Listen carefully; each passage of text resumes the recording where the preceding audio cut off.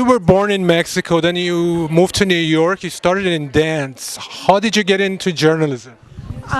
Like everything in my life, it happened by accident. And so this was a good accident. I've had a series of lucky accidents throughout my life. I had a family friend who was an editor of a newspaper in London. And You worked for The Guardian. before that, I worked for Latin American newsletters. And he always thought that I would be a good reporter. Why did he have that idea? I have no idea, but he was right, I guess. So here I am. You blew the whistle on the murders in El Salvador. How was it like doing that story? How did it elevate your status as a journalist? It did not elevate my status as a journalist. It was a story that went virtually unnoticed, or rather, I should say, it was a story that got me and my colleague Ray Bonner into a lot of hot water because Washington denied the story, denied that this massacre had taken place, claimed that we were either lying or exaggerating. We said that there had been approximately 400 people killed, when finally 12 years later our story was proven to be true. 12 years later. It turned out that 800 men, women, and children and babies had been massacred. Right. You're aiming at getting the truth. Yeah. Journalism isn't always hard to do that. To get the truth out. Yeah. Now, being honored, you look at the past honorees. How do you feel about being included in this list of courageous lifetime achievements? I don't even think very much about it because I can't think very much about it. It makes no sense to me that I would be standing here now or that I would be getting this award. I've worked very hard for a long time. That's all I know how to do. And so whether that deserves an award or not seems to me absurd, you know. That's not what I was aiming for. I feel very honored to be in the company of the wonderful colleagues I'm getting an award with tonight. So what's in the future for you? More work. You work for The New Yorker, you write? I write for The New Yorker, I write for the New York Review of Books, I write for National Geographic. You're also an author. You wrote And Dancing with Cuba. I've written Dancing with Cuba, and I wrote Samba. That was my first book about living in a favela in Rio de Janeiro for a year while the favela citizens prepared carnival. And now I'm getting interested in the possibilities of internet as well. So I'm doing my first internet project. Okay, thank you so much. Well, I'd like to congratulate you of being honored tonight. How do you feel about being honored by the Women's Media Foundation? Well, I feel very honored. I feel very lucky. When I started the investigation into the killings of persons with albinism, I wasn't expecting an award. All what I wanted was to expose those who were behind the killings. But now with this award, it means that I am empowered to continue to expose injustices against persons with albinism or anybody in the society who is being oppressed, discriminated against. You worked for the BBC, which is a very professional organization. How was it? How was it like working for them? It's great working for the BBC. They gave me a chance to go into the villages to investigate. They supported me, and also when I was receiving threats, they removed me from the country. They helped me to get out in order to be safe. They secured my safety, and so were you it is. labeled a spy for the British government, being working for a foreign news agency?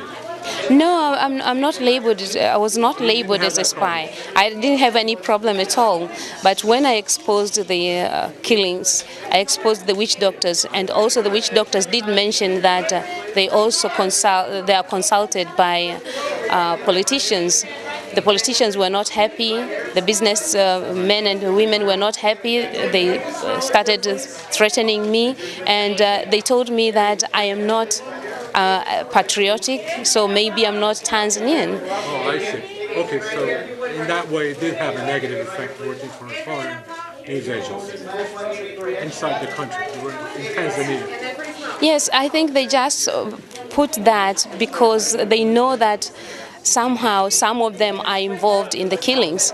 So it was a defense mechanism in order to destroy or to discredit my story. So they had to say that I was not Tanzanian, but they know that I'm Tanzanian. And some of them came back and told me that I did a very good work, I did a very good job, and I always balance my story. And some of them tried to ask me to work for the government. What holds in the future for you?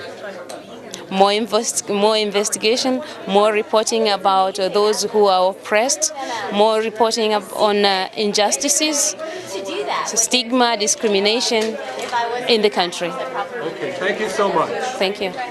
How do you feel about being honored tonight at the IWMF Awards?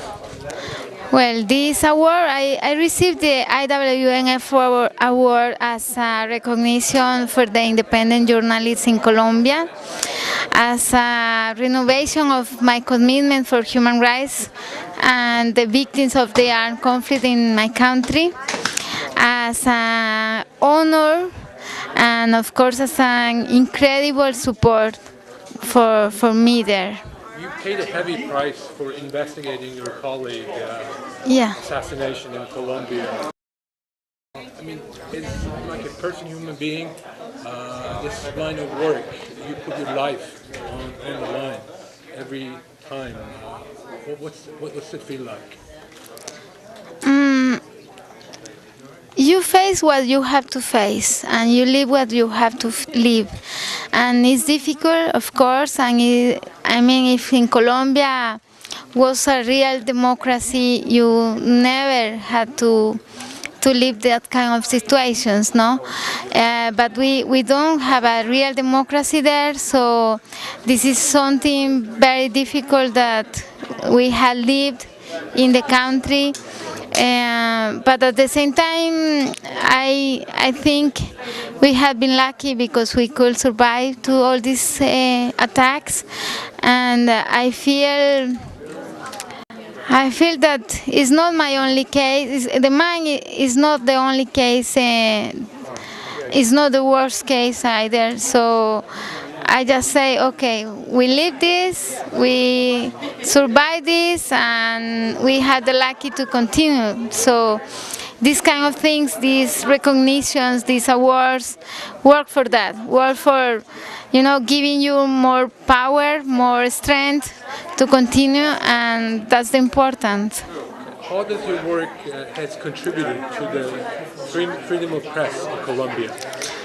That's a good question, and I would like to think that it has contributed in something, but I guess I am not the right person to answer. I just can say you that I investigated the case of a colleague that was murdered, and the sentence that we achieved against Carlos Castaño, that was the paramilitary commander in the country, was the first time in the Colombian history that a murderer, an intellectual author of the crime of a journalist, was sentenced. So I think that was very important, and after that more sentences have come.